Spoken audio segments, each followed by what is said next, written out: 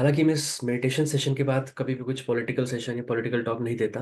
लेकिन because of constraint of time मेरे पास समय थोड़ा कम रहता है,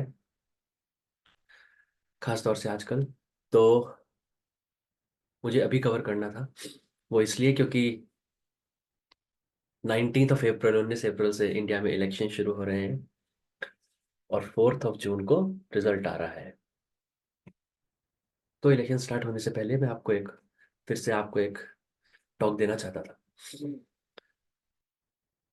सबसे पहले मैं आपसे ये पूछना चाहता हूँ, महाभारत की लड़ाई क्यों हुई?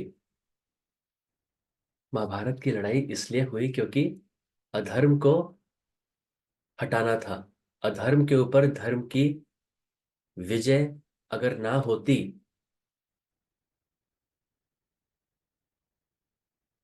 तो फिर इतिहास में क्या लिखा जाता?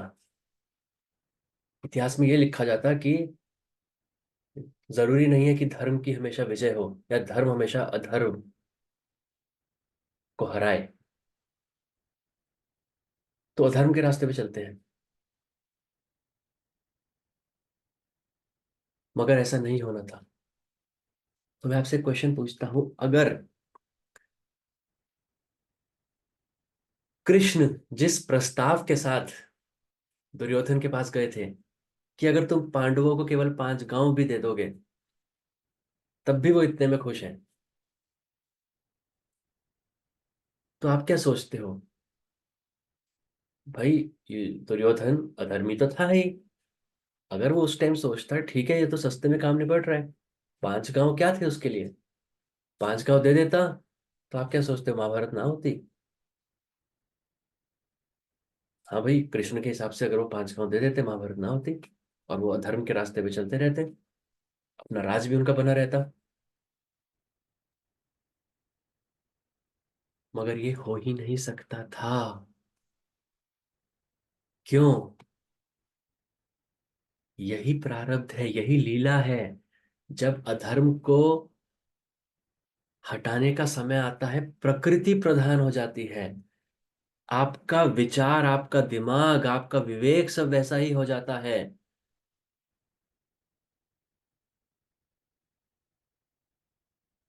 तो दुर्योधन ने कहा नहीं, ये 5 गांव तो नहीं, मैं 5 सुई जितनी, सुई की जो नोक होती है, टिप ऑफ द नीडल, उतनी भी जमीन नहीं दूंगा, 5 गांव तो भूल जाओ। फिर कृष्ण का फिर युद्ध होना तय है। और वो एक घड़ी थी बस। उस एक घड़ी में अगर वो प्रस्ताव ठुकरा दिया, बस उसके बाद फिर वो घड़ी नहीं आएगी दोबारा। फिर दुर्योधन दोबारा नहीं जा सकता था, नहीं नहीं नहीं, वो जो मैंने कल प्रस्ताव ठुकरा दिया था मैं राजी हूं, नहीं। वो फिर बहुत लेट हो चुका होता है जब समझ आती है। इसलिए कहते हैं जब नाश मनुष्य का आता है पहले विवेक मर जाता है। क्योंकि विवेक मरेगा तभी तो आप गलत डिसीजन लेना शुरू करोगे। तभी तो आपके माइंड में लॉजिक से वो सारी गलत चीजें आपको सही लगेंगी और आप वो करोगे। तभी तो कहते हैं होनी बलवान है, क्योंकि वो आपसे वो चीज करवाती है। जब समय सही होता है तो कोयला भी सोना बन जाता है, मगर जब समय खराब होता है उसी इंसान का, तो वही कुछ सोना भी छूता है वो कोयला बनना शुरू हो जाता है। इंसान वही है, बुद्धि वही है, इंटेलिजेंस वही है, मगर क्या बदल जाता है? समय बदल जाता है। इसलिए रिस्पेक्ट टाइम, समय की कदर करो, रिस्पेक्ट टाइम साइकिल्स। हमेशा मॉडेस्ट रहो, राइटियसनेस के रास्ते पे रहो। कभी ये ना सोचो कि मैं इतना बड़ा हो गया हूं अब तो मैं अजय अमर हूं। नहीं।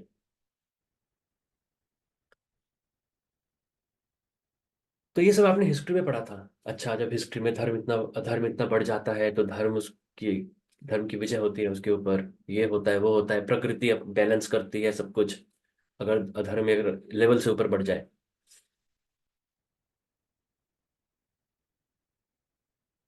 अब वो आपके सामने हो रहा है कि आप अपनी जनरेशन्स को आने वाले बताएं कि उस टाइम ऐसा हुआ था। It is happening right in front of your eyes. मैंने आपको बताया था कि प्रकृति हमेशा सिग्नल्स देती है, हमेशा कुछ जो आने वाला होता है उसके बारे में आपको बताती है। जैसे मैंने बताया था, जब अभी जो पोप फ्रांसिस हैं, इससे पहले पोप बेनेडिक्ट थे कैथोलिक फेथ में। हमेशा पोप जब मरता है तभी नया पोप आता है, ऐसे नहीं पोप का टर्म खत्म हो गया या रिजाइन कर दिया नया पोप आ गया, नहीं। मगर जो लास्ट पोप थे, पोप फ्रांसिस, करंट पोप से एक पहले पोप बेनेडिक्ट, उन्होंने रिजाइन किया था। और वो क्यों रिजाइन किया था? बोला गया था कि उनकी हेल्थ कंडीशन सही नहीं है, वो फिट नहीं रहते, इसलिए वो ड्यूटीज पूरी नहीं कर पाते। वो सब मीडिया आपको बताता है, या वो सब उन्होंने भी बताया। मगर पर्दे के पीछे जो रीजंस होते हैं वो सेपरेट हैं, हम उस डिटेल में नहीं जाएंगे।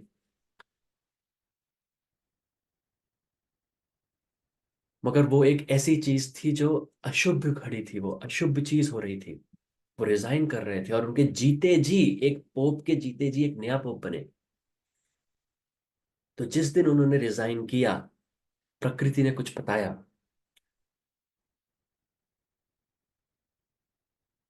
वेटिकन में एक बिल्डिंग है, सेंट पीटर्स बेसिलिका।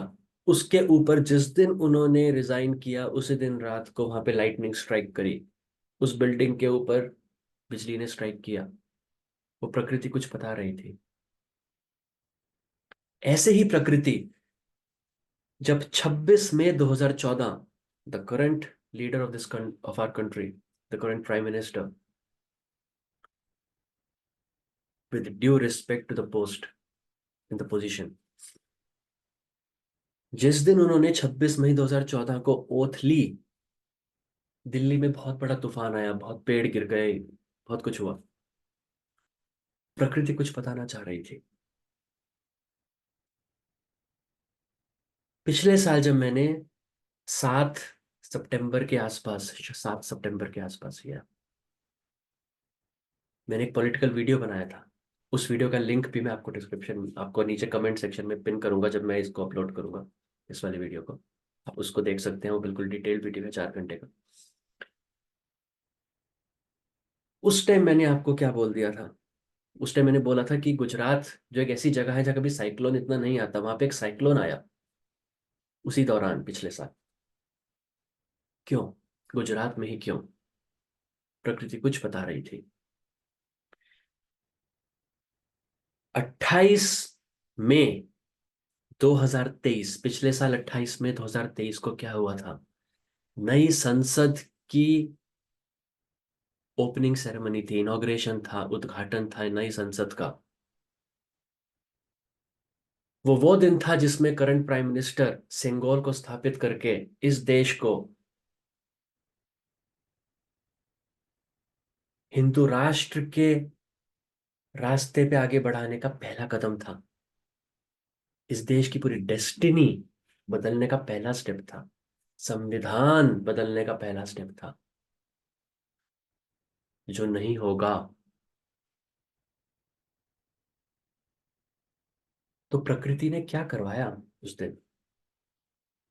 उसी दिन, जिस दिन संसद का उद्घाटन हो रहा था, उस दिन प्रकृति ने क्या करवाया? जो देवियां होती हैं हमारी, हमारे सनातन धर्म में जो लेडीज को माना जाता है, स्पेशली अनमैरिड, क्योंकि वो चेस्ट होती हैं, उन फीमेल रेसलर्स ने बोला कि हम बस बाहर पीसफुल प्रोटेस्ट करेंगे, संसद की इनॉग्रेशन हो रही होगी, हम बाहर बैठ के पीसफुल प्रोटेस्ट करेंगे। करने दिया जा सकता था। It is the right, peaceful protest is the right as per the constitution. उनको घसीटा गया वहां से। वो रोती गई, उनको वहां से घसीटा गया बाय दिल्ली पुलिस।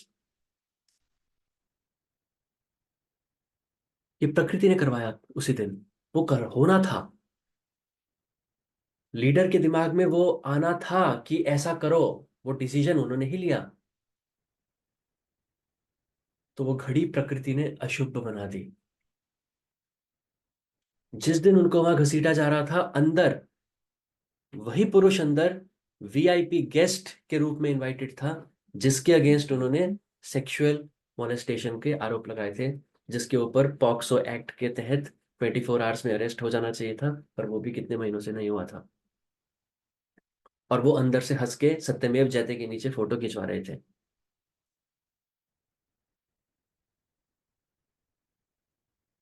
उसी दिन। तो उस दिन क्या किया प्रकृति ने, क्या दिखाया प्रकृति ने?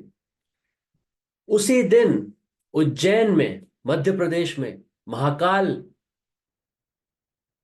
लेन का जो कॉरिडोर था, वहां पे महादेव के, शिव के 7 में से 6 सप्तऋषि स्टैचूज डैमेज हो गए, केवल उसी दिन। उसी दिन डॉट, जो केवल कुछ महीनों पहले अक्टूबर 2022 में बने थे, क्योंकि तूफान आया है वहां बहुत बहुत बड़ा अचानक से। क्यों हुआ ऐसा अचानक से उसी दिन? प्रकृति कुछ बता रही थी।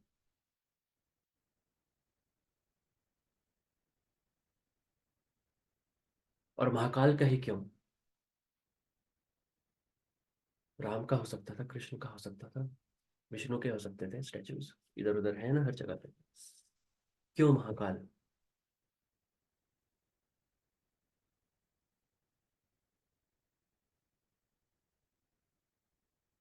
प्रकृति कुछ बता रही थी आपको।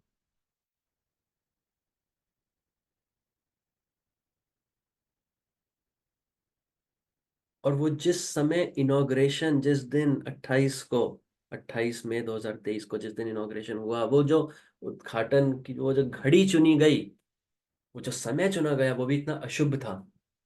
पता नहीं क्यों चुना, किसने चुना, वो भी अशुभ हो गया, ना चाहते हुए भी।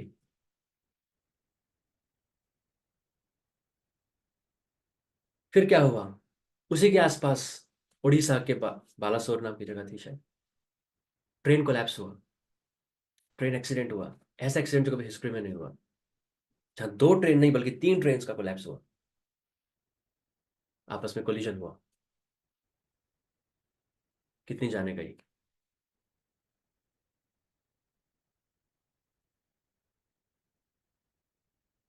फिर उसके बाद जो final nail on the coffin, जो फाइनल स्ट्रॉ था, आखिरी कील जो गाड़ना था, वो हुआ मणिपुर में जो हुआ।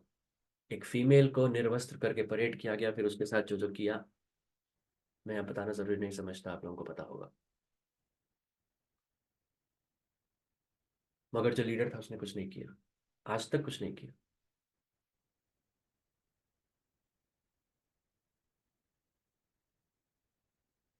अगर उस समय भी कुछ कुछ कर देते, उस समय भी धर्म की रक्षा कर देते, कुछ कर देते, डैमेज कम हो जाता।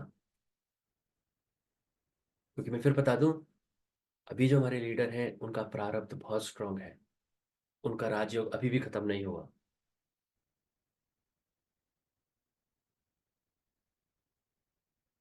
मगर प्रकृति पूरा मौका देती है। जब आप एक ऐसी पोजीशन में हो, जब सैकड़ों लोग आपके उससे इम्पैक्ट हो, आपके डिसीजन से इम्पैक्ट हो, तब प्रकृति बीच में आ जाती है। तो मैंने इसलिए कहा था, इस बार जो है वो प्रकृति और प्रारब्ध के बीच में क्या सुपीरियर है, इसका चुनाव है।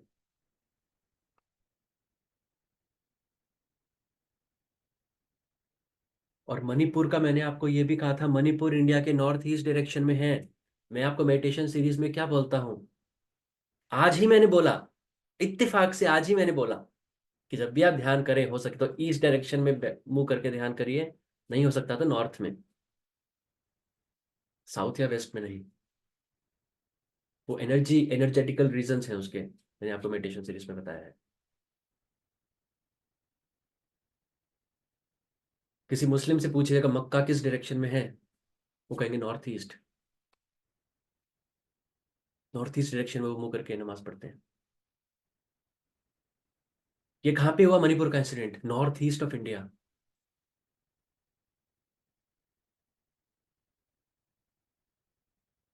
कुछ प्रकृति बता रही है आपको।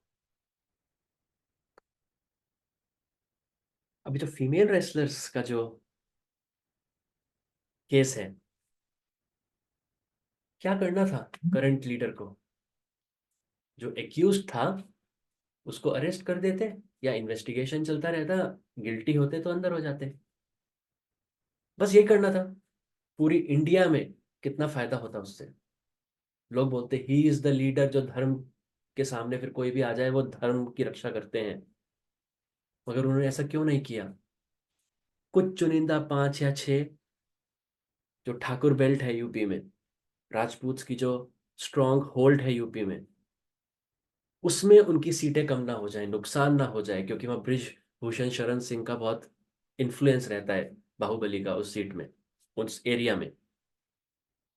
तो वो लोकसभा की वो 5 6 सीटों का नुकसान ना हो जाए, उसको प्रायोरिटी दी धर्म की रक्षा करने के बजाय। अब प्रकृति ने क्या किया, आप लोग न्यूज़ देखते होंगे, कुछ दिन पहले प्रकृति ने क्या किया, जिन राजपूतों को आप खफा नहीं करना चाहते थे, उसके लिए आपने धर्म का रास्ता चुना, गलत डिसीजन लिया, धर्म का पालन नहीं किया, राइटसनेस को प्रोटेक्ट नहीं किया। अभी क्या हो रहा है पूरे यूपी में, गुजरात में, राजस्थान में, मध्य प्रदेश में क्या हो रहा है, राजपूत लोग क्या कर रहे हैं पिछले एक हफ्ते से, पूरा बीजेपी को बॉयकॉट कर रहे हैं। इन मेरठ, इन मुजफ्फरनगर, इन सहारनपुर, इन दिस दैट, देखिए न्यूज़, सब राजपूत ने, लीडर्स ने, सबने बोल दिया है इस बार इस पार्टी को हमें इलेक्ट नहीं करना। तो क्या किया प्रकृति ने, जिनको बचाने के लिए, जिनको प्लीज करने के लिए, जिनको खफा ना करने के लिए आपने वो गलत डिसीजन लिया, वो फिर से आपके अगेंस्ट हो गए। तो आपको मिला क्या, मगर अगर उस समय आप धर्म का रास्ता चुनते, जो एज पर लॉ करेक्ट है, उसको होने देते, उन देवियों की लड़कियों की बात सुनी जाती, तो आज राजपूत भी आपके अगेंस्ट ना होते। वो रीजन बन जाते हैं, वो वजहें बन जाती हैं, वो समझ बाद में आता है। इसलिए अब वो घड़ी निकल गई। अब अगर वो करें, चलो बृजभूषण शरण सिंह के अगेंस्ट केस कर देते हैं या ये करते हैं, अब वो घड़ी गई। जैसे दुर्योधन ने एक बार वो प्रस्ताव को ठुकराया, 5 गांव के प्रस्ताव को ठुकराया, वो घड़ी फिर चली गई। अब वो घड़ी वापस नहीं आएगी। उसके बाद तो फिर जो होना होता है वो होना होता है।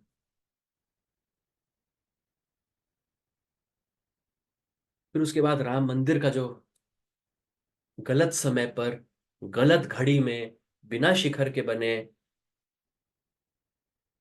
अगेंस्ट द स्क्रिप्चर्स, जो जल्दी जल्दी में प्राण प्रतिष्ठा हुई, वो एक अनर्थ हो गया, एक और अशुभ चीज हो गई। शंकराचार्य चारों बोलते रह गए, मगर किसी ने नहीं सुना। उन शंकराचार्यों के एंटी नेशनल कांग्रेस ही पता नहीं क्या क्या बोल दिया। अब आप देखिए, जिस दिन राम प्रतिष्ठा, प्राण प्रतिष्ठा हो रही थी, क्या बोला जा रहा था, बस अब तो इलेक्शन का कोई फायदा ही नहीं है, अब तो बस पता है कौन जीत रहा है। इतनी हवा थी, कहाँ चली गई वो हवा, एक हफ्ता भी नहीं रुकी। अब स्पीचेस में हमारे जो लीडर हैं, हमारे जो बिलविड पीएम है, वो राम मंदिर प्राण प्रतिष्ठा का नाम ही नहीं लेते कभी, एक भी जगह, क्योंकि पता है वो डिसिपेट हो गया, वो चीज खत्म हो गई, वो हवा गई कुछ महीनों में ही।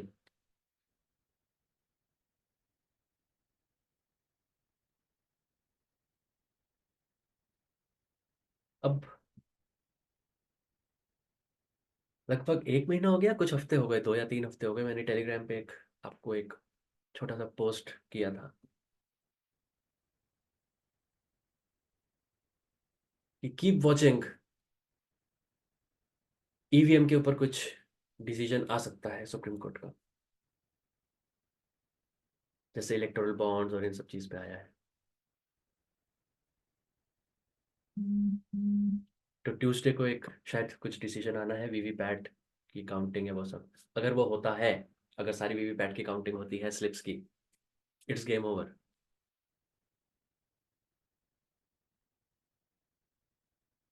फिर वो अब की बार 400 पार नहीं, वो अब की बार 2004 बन जाएगा। पर अगर ऐसा नहीं भी होता, तब भी करंट पीएम के लिए बहुत मुश्किल है। मैंने जो पिछले साल सितंबर में वीडियो बनाया था, मैं फिर बोल दूं, मैंने ये वीडियो नहीं बनाया था कि ऑपोजिशन जीत जाएगी, मैंने ये वीडियो भी नहीं बनाया था कि एनडीए की गवर्नमेंट आ जाएगी। मैंने बस ये बनाया था कि जो करंट पीएम है, उनका तीसरी बार ओथ लेना नियरली इम्पॉसिबल है, कितना भी उनका प्रारंभ स्ट्रांग हो, कितना भी उनका राजयोग हो। अब उसके बाद 2 सिनेरियो हैं, अगर बीजेपी की सीट्स 220, जो मेरा एनालिसिस है, 180 से 220 के बीच में, मेरा जो रियल एनालिसिस है 180 टू 220, माय ओन एनालिसिस, जितना मैं भारत को जानता हूँ। और मैंने आपको ये भी बोला था, अगर करंट पीएम फिर से 300 से ऊपर सीटें लाके अगर फिर से ओवरवेलमिंग मेजोरिटी से जीत जाते हैं, तो मैंने जितना अपने देश को देखा है, मैं उसको सही से जाना ही नहीं। मैं भारत देश को सही से समझ नहीं पाया। अगर वैसा होता है, अगर वैसा नहीं होता, तो 180 से 220 के बीच में मेरा असेसमेंट है। अगर थोड़े उसके अपर बैंड के आसपास होते हैं, फिर से एनडीए सरकार बना सकती है। मगर ये जो करंट लीडर है, उनको एक्सेप्ट नहीं किया जाएगा, एक दूसरे लीडर को एक्सेप्ट किया जाएगा, जो आप लोगों को पता है कौन। और अगर लोअर बैंड के आसपास सीटें आई, तो फिर तो आउट ऑफ क्वेश्चन है। अब ये सेकंड और थर्ड सिनेरियो में से क्या होगा, समय आने पर आपको वही पता चल जाएगा। मगर first scenario is highly unlikely, बहुत मुश्किल है। और अगर फर्स्ट सिनेरियो करने की कोशिश करी, कुछ बहुत ज्यादा बहुत बड़े वोटिंग फ्रॉड या कुछ से, वो भी सब लोगों के सामने आ जाएगा, क्योंकि अभी वो घड़ी चल रही है एपोकलिप्स की, लिफ्टिंग ऑफ द वेल। पर्दे के पीछे अब कुछ नहीं रह सकता, एनर्जीज वैसी नहीं है।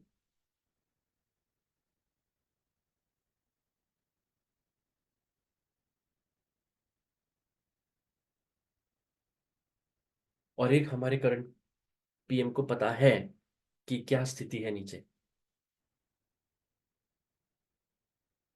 तो 400 पार और वो सब, वो साइकोलॉजिकली साइकोलॉजिकली लास्ट एक ट्राई है उसको चेंज करने का। अब आप ये बताइए, पिछले साल जब मैंने ये 7 से 8 सितंबर को पॉलिटिकल वीडियो डाला, उसके 2 दिन बाद, मैंने 1 या 2 दिन बाद, 10 सितंबर को मैंने टेलीग्राम पे आपको एक मैसेज और किया था रात को। मैंने क्या किया था मैसेज? मैंने कहा था, the current PM will not lose because of opposition but because of revolt with in the BJP. 3 leaders will dash dash dash dash dash. Good night. ये मैसेज था।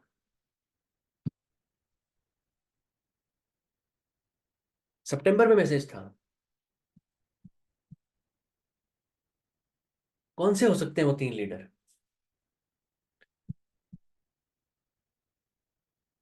वो 3 लीडर हैं वसुंधरा राजे, नितिन गडकरी, योगी आदित्यनाथ। अब सितंबर में कैसे पता था मुझे, मैं वसुंधरा राजे को कैसे पता है, कैसे सोचा मैंने वसुंधरा राजे, कैसे सोचा मैंने नितिन गडकरी? भाई स्टेट इलेक्शन, राजस्थान मध्य प्रदेश, इनके स्टेट इलेक्शन तो दिसंबर में थे ना। तो अगर राजस्थान में वसुंधरा राजे जी जीतती, हर किसी को पता था उन्हीं को वहां का मुख्यमंत्री बनना है। मगर वो नहीं बनी ना। शिवराज सिंह चौहान नहीं बने ना। वो प्रकृति ने फिर से माइंड में वो चीज डाल दी ना आपके, कि आप में इतनी ईगो आ गई कि नहीं, इनको नहीं बनाने देना। अगर मैं मोदी जी होता, थैंक गॉड मैं नहीं हूं, मगर अगर मैं होता, तो मेरे दिमाग में क्या प्रायोरिटी होती, अपनी थर्ड टर्म को पहले मैं सिक्योर कर लूं, विद इन द पार्टी तो गलत किसी को अनप्लीज ना करूं। तो वसुंधरा राजे जी को बना दो, शिवराज सिंह को बना दो, गडकरी जी को भी परेशान मत करो, योगी जी को भी परेशान मत करो, फिर बाद में देखा जाएगा। मगर उन्होंने नहीं, ego takes the better of you. उन्होंने कहा नहीं, इसको हटाना है तो हटाना है।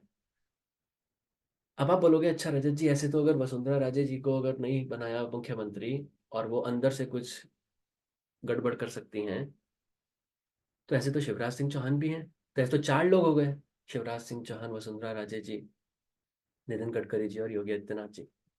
मगर मैंने 3 बोला है। अब जिनको पॉलिटिक्स की समझ है, वो जानते हैं कि शिवराज सिंह चौहान जी लास्ट मोमेंट तक कुछ नहीं करेंगे, उनकी नेचर वैसी है।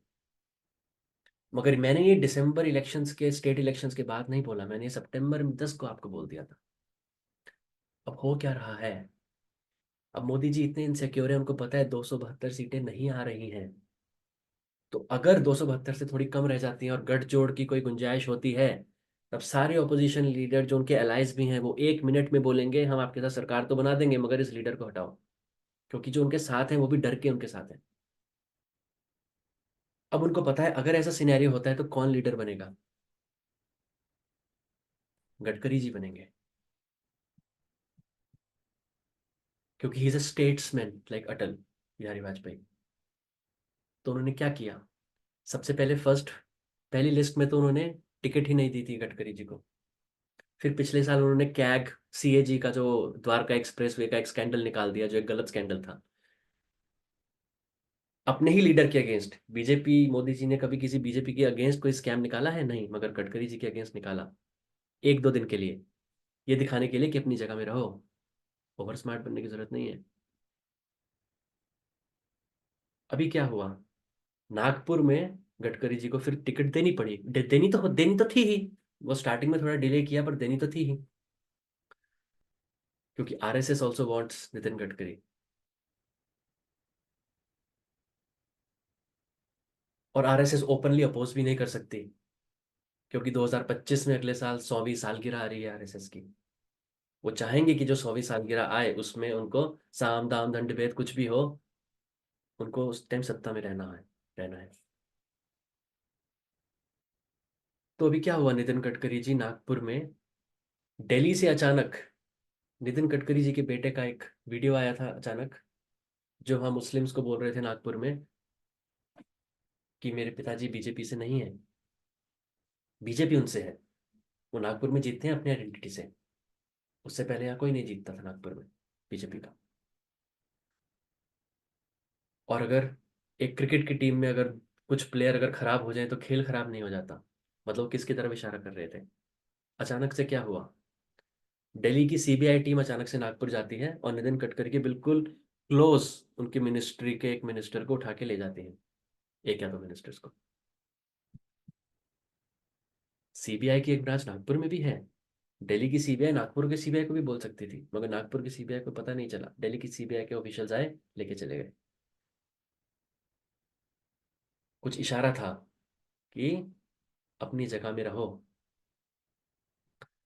अब गडकरी जी को जो नागपुर से टिकट मिली है, नागपुर के आसपास जितने महाराष्ट्र में जगहें हैं, जितनी और सीटें हैं, मोदी जी वहां हर जगह जाके स्पीच दे रहे हैं, कैंपेन कर रहे थे। नागपुर में वो बुला रहे थे, कोई नहीं आ रहा था नितिन गडकरी जी के लिए कैंपेन करने।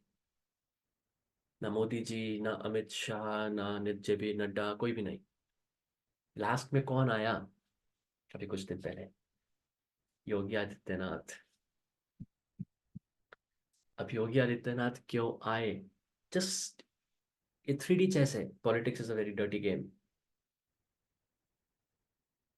क्योंकि अब योगी योगी आदित्यनाथ को पता है, जैसे राजस्थान में जीतने के बाद वसुंधरा राजे हट गई, एमपी में जीतने के बाद शिवराज सिंह चौहान हट गए, जबकि वहां शिवराज सिंह चौहान की वजह से जीते।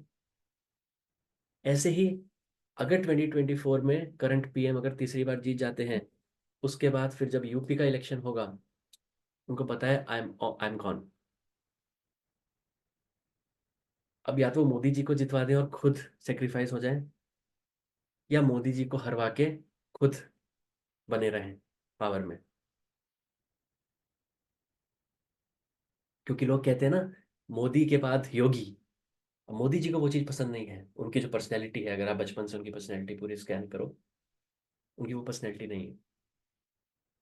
वो है कि बस मैं ही हूँ, फर्स्ट से लेके 99 नंबर तक मैं ही हूँ, सेकंड कोई नहीं है। हाँ, 100वें नंबर पे अमित शाह जी हो सकते हैं। तो दो कैंप है मोदी जी के नीचे, एक अमित शाह कैंप, एक योगी आदित्यनाथ कैंप, जिनमें कांस्टेंट क्लैशेस होते रहते हैं। अब ये सितंबर में बोला था मैंने 3 लीडर्स, अभी नहीं, स्टेट इलेक्शन के पहले के बाद नहीं। अब अचानक से आउट ऑफ नोवेयर, पिछले एक हफ्ते से आउट ऑफ नोवेयर, यूपी में जो राजपूत, जो ठाकुर, उनका जो एक स्ट्रॉन्ग बीजेपी का बेस है, योगी जी के रहते रहते अचानक से वो सारे मीटिंग्स करके बोलते हैं इस बार तो बीजेपी को हटाना है, और नारे लगते हैं, योगी तुझसे बैर नहीं, मोदी तेरी खैर नहीं। तो ये कौन कर रहा है पीछे से, किसका अप्रूवल है पीछे से? ये योगी जी के अप्रूवल के बिना हो रहा है।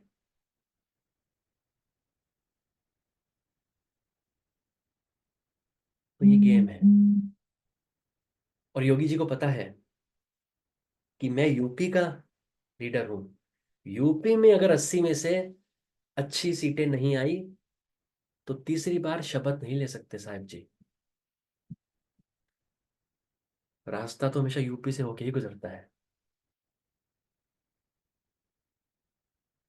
तो ये सारी चीजें जो अभी हो रही हैं, ये प्रकृति करवा रही है, क्योंकि आपने गलत टाइम पे गलत डिसीजन लिया। आप शिवराज सिंह चौहान को बने रहना बना देते दोबारा से, आप वसुंधरा राजे जी को दोबारा से बना देते, अगर आपके दिमाग में प्रायोरिटी आपकी थर्ड टर्म होती, पहले उसको तो सिक्योर करो, बाद में देखते रहेंगे अगर अपने अहंकार, अपनी ईगो के लिए कुछ करना भी है तो। अभी नहीं। और अगर उनको ना हटाते, योगी जी के दिल में भी इनसिक्योरिटी ना होती, वो भी अभी पूरा सपोर्ट कर रहे होते। तो आपने सब गलत गलत गलत गलत डिसीजन लेने स्टार्ट कर दिए। और वो शुरुआत कब हुई? मणिपुर से शुरुआत कब हुई? जो आपने फीमेल रेसलर्स के साथ किया।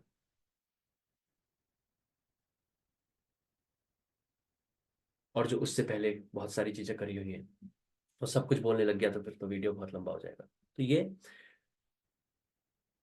प्रकृति सब करवा देती है इंसान से।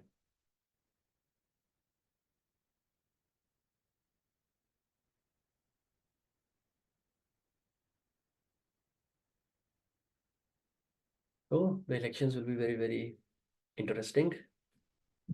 Just keep a watch on it,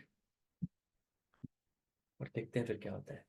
हाँ, अगर कुछ ऐसा रिजल्ट आया जो मेरी एक्सपेक्टेशंस के बिल्कुल बिल्कुल अलग है मेरी एक्सपेक्टेशन से, तो फिर इसका मतलब मैंने भारत को जाना ही नहीं।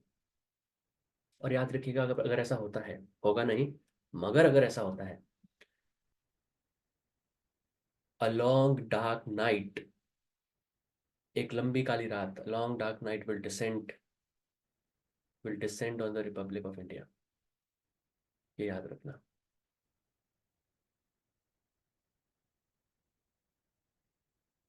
जो कि ऐसा नहीं होगा, I have complete faith of the people of India. ये जो लोग हैं ना, ये चाहे मीडिया में आके कुछ बोले ना, किसी को पता है ना, मगर इनके दिल में, इनके दिमाग में अभी भी भारत के एक मेजोरिटी के दिमाग में और दिल में नैतिकता है। एक ब्लाइंड पोर्शन को आप भूल जाइए, बाकी के दिल में अभी भी नैतिकता है। वो अभी भी बोलते हैं ये पार्टियां नहीं, लीडर्स नहीं, सारी पार्टियां करप्ट हैं, सारे लीडर्स करप्ट हैं, आएंगे जाएंगे, मगर देश सबसे ऊपर। वो जो स्विंग वोटर्स हैं, जो कहीं किसी एक पाले में नहीं है, आंखें बंद करके वो स्विंग है, वो सही को सही, गलत को गलत बोलते हैं। वो जो 15 से 20% है, दे विल मेक द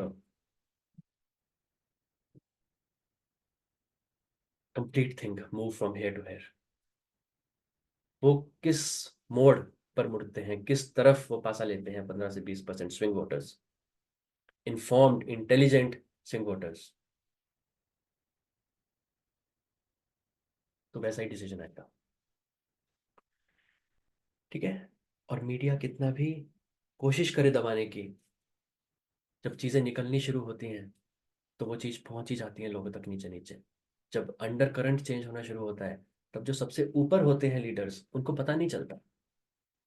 वो अपने ऊपर की एक अलग दुनिया में रहते हैं, अपने ब्यूरोक्रेट्स से बिल्कुल सराउंडेड। उनके ब्यूरोक्रेट्स तो उनको वो बोलते हैं जो वो सुनना चाहते हैं, जिससे वो नाराज हो वो नहीं, जो सुन के वो खुश हो, ब्यूरोक्रेट्स तो वो बताते हैं। जमीन पे नीचे, मल्टीपल मल्टीपल लेयर्स डाउन क्या हो रहा है उनको कोई फर्क नहीं पड़ता, उनको समझ भी नहीं आता, उनको दे आर कंप्लीटली अनअवेयर कि नीचे हो क्या रहा है। जैसे भूलोक और मान लो स्वर्गलोक, भूलोक और तपलोक के बीच में जो गैप है, सेम वैसे ही gap. They are in a different world. और जब समझ आता है तब पूरी नीचे की धरती बदल चुकी होती है, तब बहुत लेट हो चुका होता है। ठीक है। तो आज के लिए इतना ही। अगर किसी को कोई छोटा सा अपना, आज टाइम मेरे पास कम है, अगर किसी को अपना छोटा सा क्वेश्चन पूछना हो, प्लीज अपना रेज या हैंड बटन प्रेस कर सकते हैं और मुझसे पूछ सकते हैं।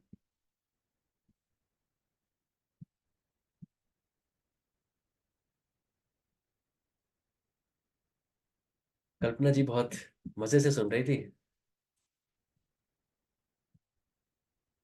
अच्छा, किसी का कोई क्वेश्चन नहीं है तो ठीक है, we will wrap this video now. और Sir, I have some questions. Sorry to interrupt in the middle. I have some questions. I have put it in the chat song. Please have a look at it.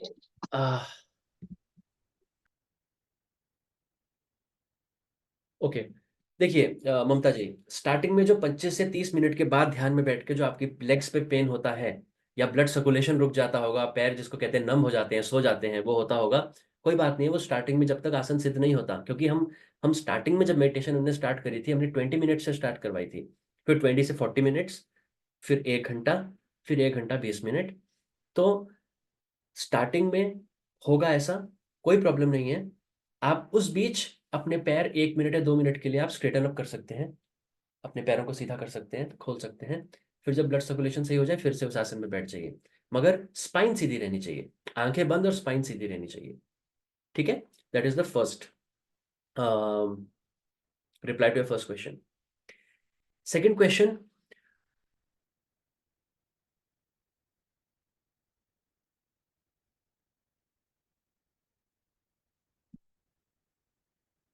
How to avoid making new karma when dealing with tamasic people in office and in family। Okay, मैंने आपको बोला है, सबसे पहली बात, जिस situation में, जिस परिस्थिति में, जिस परिवार में, जिस ऑफिस प्लेस में, जिस सीनियर, जिस बॉस, अपने मैनेजर, या जो बच्चे, या जो स्पाउस, या जो पेरेंट्स, जो भी आप उस सिचुएशन में हैं, सबसे पहली बात वो आपके प्रारब्ध के वजह से है। क्योंकि उस सिचुएशन में आने का आपका कोई चॉइस नहीं था ना, आपने चॉइस नहीं करी, वो आप वहां पैदा हुए उस जगह पे, आपको वो जॉब मिली, तो वो प्रारब्ध है सबसे पहली बात। तो किसी की तरफ फिंगर पॉइंट आउट नहीं करनी कि आपकी वजह से मुझे दुख हो रहा है, ना पेरेंट्स की तरफ, ना किसी की तरफ।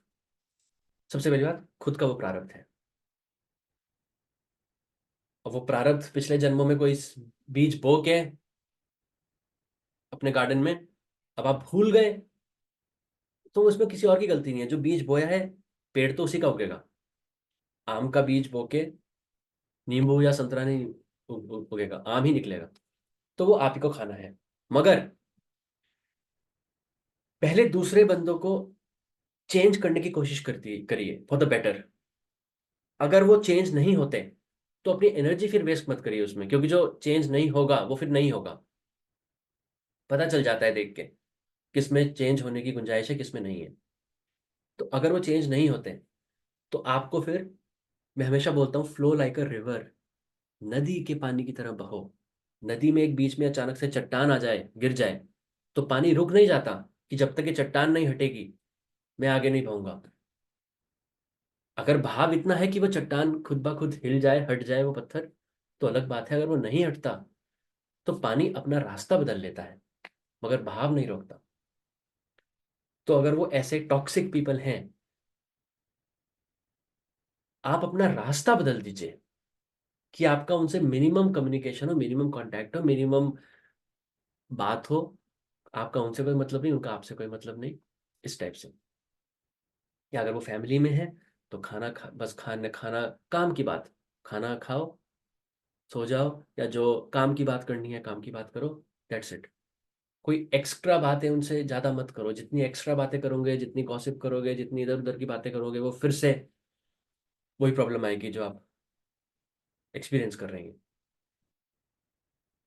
ठीक है, तो अपना रास्ता बदलना है आपको, अपना माइंड किसी दूसरी चीज़ में लगाना है, दूसरे रास्ते में लगाना है, कि उनसे आपका कांटेक्ट, उनसे आपका कम्युनिकेशन, उनसे आपका एनर्जी एक्सचेंज, क्योंकि at the end of the day सब एनर्जी एक्सचेंज ही है ना, उनसे आपका एनर्जी एक्सचेंज कम हो जाए, मिनिमम हो जाए।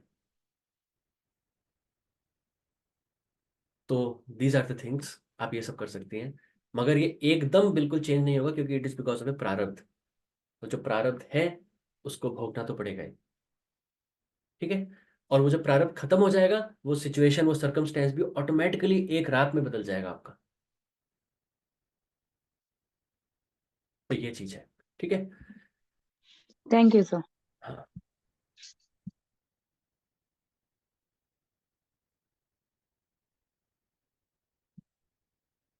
ठीक है। एक कौस्तुभ जी ने पूछा है, can you tell us about approximate timeline in spiritual progress, like in how much time can we expect our kundalini to rise and so on.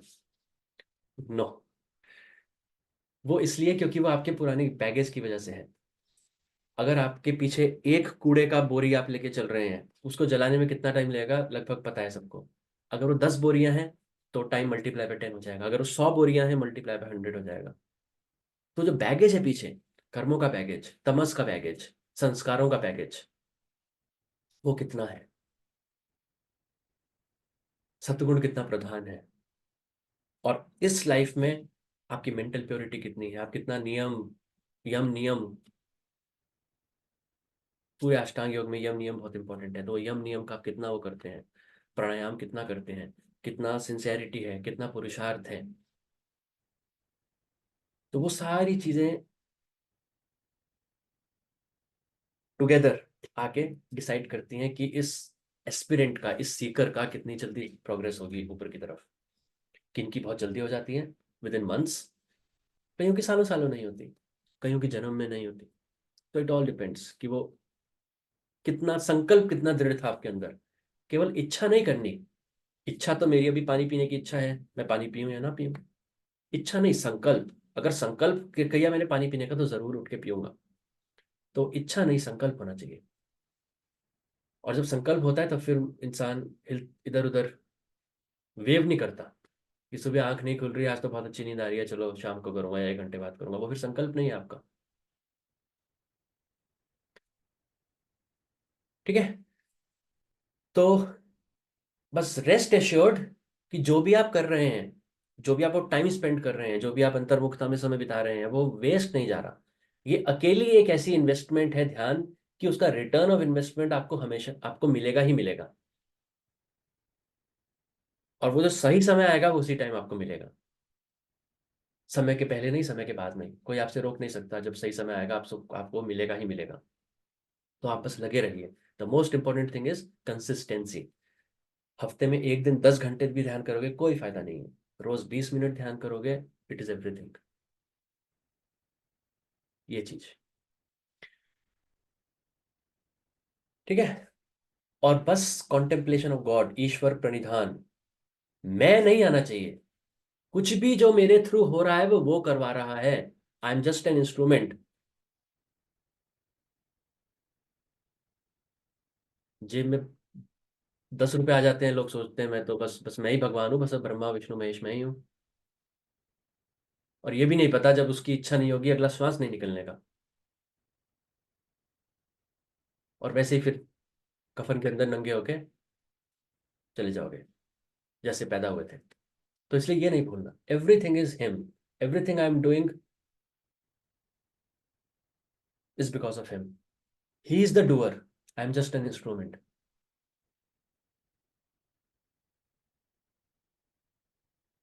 तो ये कॉन्टेम्पलेशन ऑफ गॉड जितना ज्यादा होगा रोजमर्रा की जिंदगी में, क्योंकि ध्यान के समय तो होता है, मगर रोजमर्रा की जिंदगी में फिर हम भूल जाते हैं जब हम माया में लिप्त हो जाते हैं, क्योंकि माया का पुल बहुत ज्यादा है ना एक्सटर्नलाइज्ड करने का हमारी सेंसेस को। तो फिर हम कर्म बंद बना देते हैं, राग द्वेष ग्रीड जेलेसी अटैचमेंट इन सब में आके, इमोशंस, वो सब नहीं करना।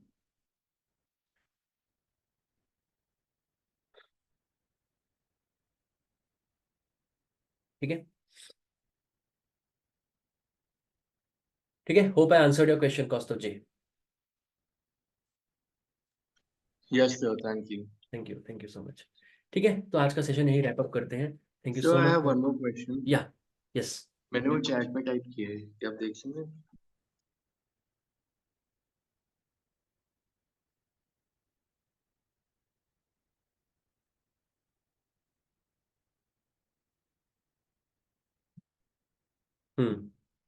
ओके। देखो, ये भी मैंने बताया है, जब भी आप ध्यान करेंगे आपके नीचे एक आसन, एक इंसुलेटेड एक चीज होनी चाहिए जिसके ऊपर आप बैठते हैं। आपको डायरेक्ट धरती के ऊपर नहीं बैठना, क्योंकि साइंटिफिकली प्रूवन है, आप गूगल पे देख सकते हैं, अर्थ का चार्ज क्या है, अर्थ इज नेगेटिवली चार्ज्ड।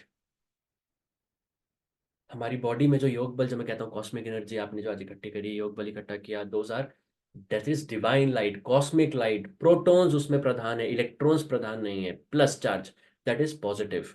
तो जब आप धरती से डायरेक्ट कांटेक्ट में बैठते हैं, तो जो आप योग बल इकट्ठा करते हैं वो पॉजिटिव टू नेगेटिव, आपने साइंस पढ़ी है, पॉजिटिव टू नेगेटिव फ्लो कर जाता है। तो योग बल आपका एकदम सब खत्म हो जाएगा।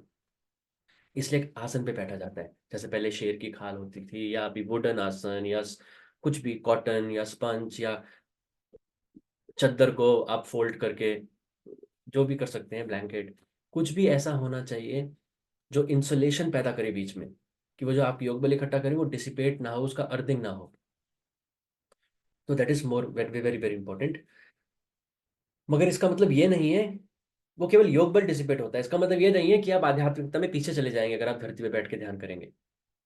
आध्यात्मिकता में पीछे नहीं जाएंगे आप।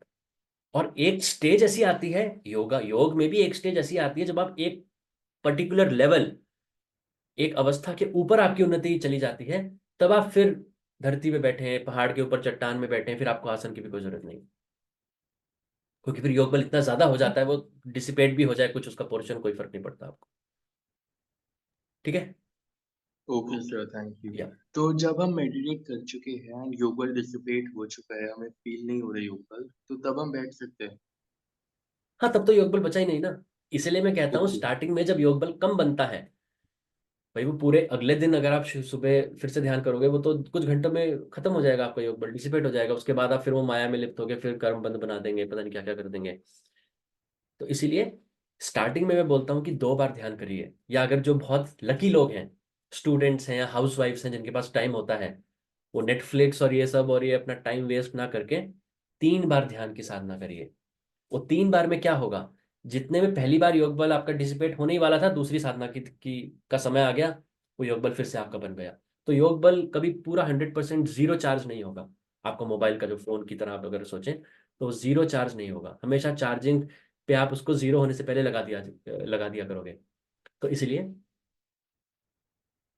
मैं कहता हूँ कंसिस्टेंट रोज ध्यान करना is very very important, rather than once a week या once in a few days. तो that is also very important. अब वो ये ना कि बाहर का जो माया का पुल इतना स्ट्रांग है, आपको कुछ ऐसा करना है, ईश्वर प्रणिधान, कॉन्टेम्पलेशन ऑफ गॉड, या कुछ ऐसा करना है, भजन सुनना, जैसे आप गाड़ी में ऑफिस में जा रहे हो, आप ईयरफोन में लगा के आपने चैंट सुनी, उससे भी थोड़ा पायस क्रिएट होगा।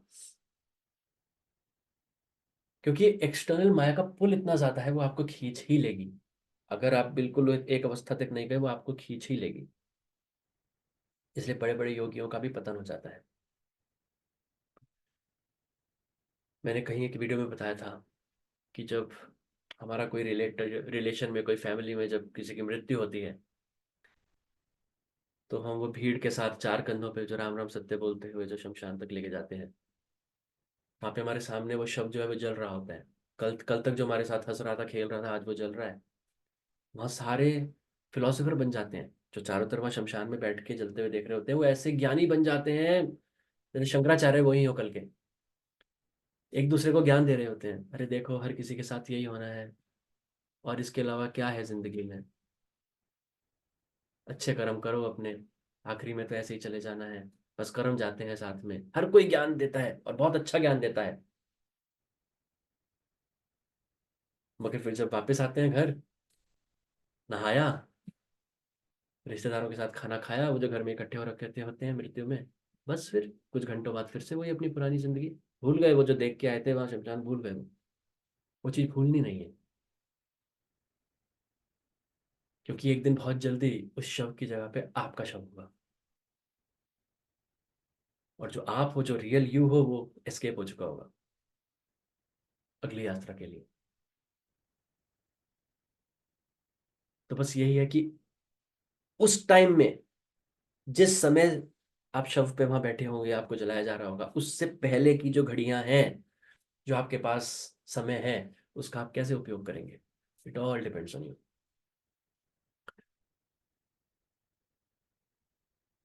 ठीक है।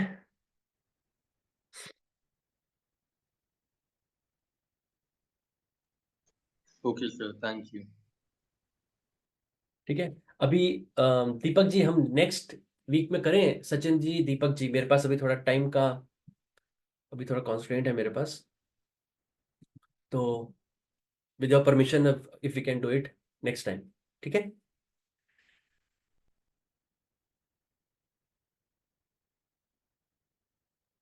हेलो।